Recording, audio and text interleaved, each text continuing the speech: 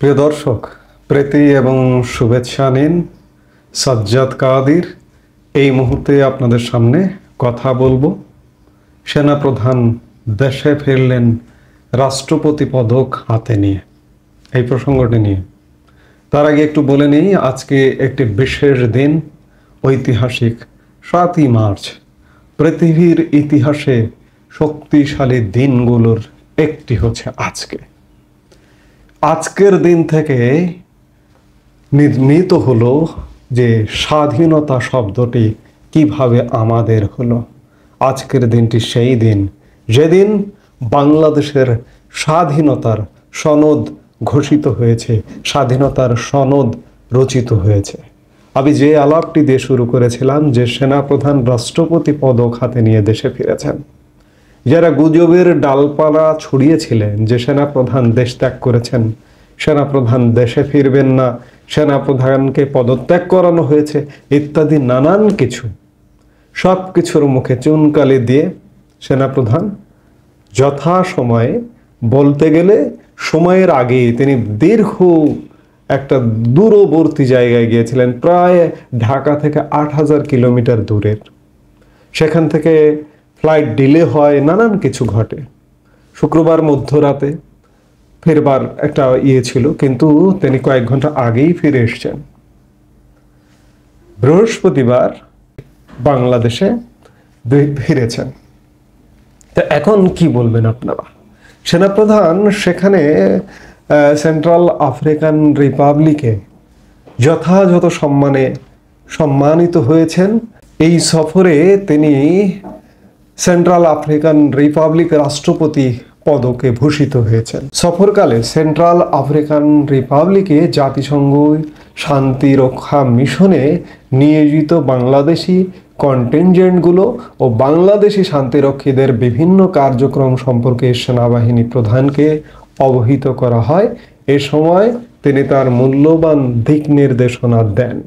সেখানে কন্টিনজেন্টগুলো পরিদর্শন করবার পাশাপাশি তিনি একটি কমিউনিটি ক্লিনিকও উদ্বোধন করেন এবং একই সাথে সেনাপ্রধান যারা সেখানে শান্তি রক্ষা কাজে দায়িত্বে নিয়োজিত আছেন, আমাদের বাংলাদেশের বাহিনী, তাদেরকে গুরুত্বপূর্ণ দিক নির্দেশনা দেন।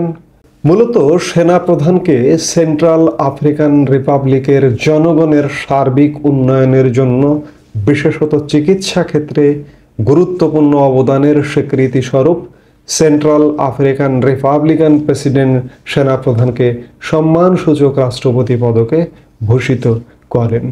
এছাড়া সেনাবাহিনী প্রধান জেনারেল ওয়াকারুজ্জামান সেন্ট্রাল আফ্রিকান রিপাবলিকের রাজধানী বাঙ্গি এলাকায় নিয়োজিত বাংলাদেশ সেনাবাহিনীর কন্টিনজেন্টগুলো পরিদর্শন করেন। এই বাঙ্গি বা এই সেন্ট্রাল আফ্রিকান রিপাবলিকে যাওয়ার উদ্দেশ্য কি? হঠাৎ করে এখানে গেলেন কেন?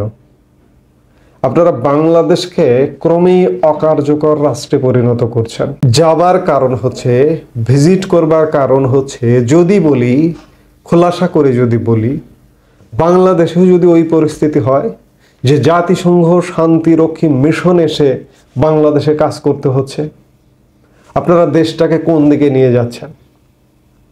সেই জায়গা থেকে এইরকম একটি দেশ, এই সেন্ট্রাল আফ্রিকান রিপাবলিক পৃথিবীর অন্যতম, জাতিসংঘ বলছে যে অন্যতম দরিদ্রতম একটি দেশ, যেখানে হানাহানি মারামারি লেগেই থাকে, যার কারণে সেখানে জাতিসংঘ শান্তিরক্ষী মিশন কাজ করে।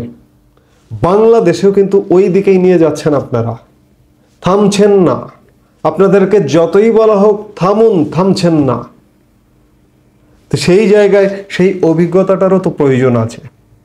সেই অভিজ্ঞতা ধরে নিতে পারেন, বলতে পারেন যে সেই অভিজ্ঞতা বা সেই অভিজ্ঞতা বিনিময়ের জন্য হলেও তিনি সেনাপ্রধান এই দেশটি সফরে গেছেন। যেটি হোক, গুজবকারীদের, রটনাকারীদের মুখে চুনকালি দিয়ে সেনাপ্রধান দেশে ফিরেছেন। আমরা চাই না যে জাতিসংঘ শান্তিরক্ষী মিশন বাংলাদেশে আসবার মতো বাংলাদেশের পরিবেশ পরিস্থিতি হোক, এত নিচে নামুক। বাংলাদেশ ওই সব দেশের থেকে অনেক অনেক উপরের দেশ, অনেক উন্নত দেশ, এবং বাংলাদেশ একটি জনবহুল দেশ, বিপুল জনসংখ্যার দেশ। যে দেশটিতে সফরে গিয়েছিলেন সে দেশটি বিরাট দেশ, বাংলাদেশ থেকে 4 গুণ আয়তনের দেশ, কিন্তু জনসংখ্যা সামান্য। সেটি আর বাংলাদেশ মেলানো যায় না। কাজে বাংলাদেশের জনগণকেই সিদ্ধান্ত নিতে হবে বাংলাদেশ ওই ধরনের আফ্রিকার যে শান্তিরক্ষী মিশন কাজ করে যেসব দেশগুলো, সেসব দেশের মতো পরিণতিতে যাবে, নাকি বাংলাদেশ স্বনির্ভরভাবে সম্মানের সাথে কাজ করবে। আমরা ইতিমধ্যে এমন কারণও ঘটিয়েছি। এই যে জাতিসংঘ মানবাধিকার কাউন্সিলের কার্যালয় কোন দেশগুলোতে আছে জানেন? ওই আফ্রিকার দেশগুলোতে কাজ করে। পৃথিবীর কোনো উন্নত দেশে জাতিসংঘ মানবাধিকার কাউন্সিলের কোনো কার্যালয় শাখা নেই।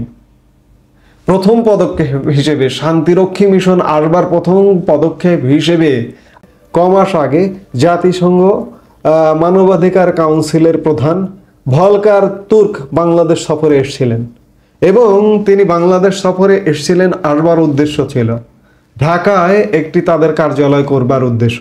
আমাদের কয়েকজন উপদেষ্টা পরিষদের সদস্য তার সফর এবং কার্যালয় হবে এই খবর শুনে তারা আবেগে আপ্লুত হয়ে গিয়েছিলেন, যেখানে মানবাধিকার কাউন্সিলের শাখা কার্যালয় হলে তো ভালোই হয়, কিন্তু ভালো হয় না। আপনার মানবাধিকার যে আরো খারাপ এটি বিশ্ববাসীকে জানান দেবে ওই কার্যালয়, এবং জানান দেবার ফলে আপনি বিদেশি হস্তক্ষেপপূর্ণ একটি দেশে পরিণত হবেন। এই যে জাতিসংঘ মহাসচিবও বাংলাদেশ সফরে আসছেন, এগুলো কি? আপনি তো ধীরে ধীরে ব্যর্থ রাষ্ট্রের দিকে যাচ্ছেন। আমরা চাই না বাংলাদেশ অমন একটি ব্যর্থ রাষ্ট্রের দিকে যাক। আমরা চাই বাংলাদেশ স্বমহিমায় উজ্জ্বল হয়ে মাথা উঁচু করে দাঁড়িয়ে থাকুক। আমরা সেই বাংলাদেশের নাগরিক হতে চাই। এখনো সময় আছে। এখন সেনাপ্রধান দেশে ফিরেছেন। আমি বারবারই বলি, আর কোনো ভরসার জায়গা নেই। মোহাম্মদ ইউনূস বলুন, নোবেল বিজয়ী বলুন, আর বলুন সে বলুন, তাদের কাছে আমার ভরসার কোনো জায়গা নেই। এবং বাংলাদেশের মানুষকেও বলবো, সেনাবাহিনীর কাছেই ভরসার জায়গা, সেনাপ্রধানের কাছেই ভরসার জায়গা। আপনি এই বাংলাদেশ কিভাবে ভালোভাবে চলতে পারে সেই ব্যবস্থা নিন। সেনাপ্রধান আপনাকেই বলছি। এই মুহূর্তে এ পর্যন্তই। সবাই ভালো থাকুন, সুস্থ থাকুন। আমাদের ভিডিওগুলো নিয়মিত পেতে সাবস্ক্রাইব করুন Sajjad Kadir and the legends YouTube channel, এবং লাইক, কমেন্ট, শেয়ার করে সাথে থাকুন।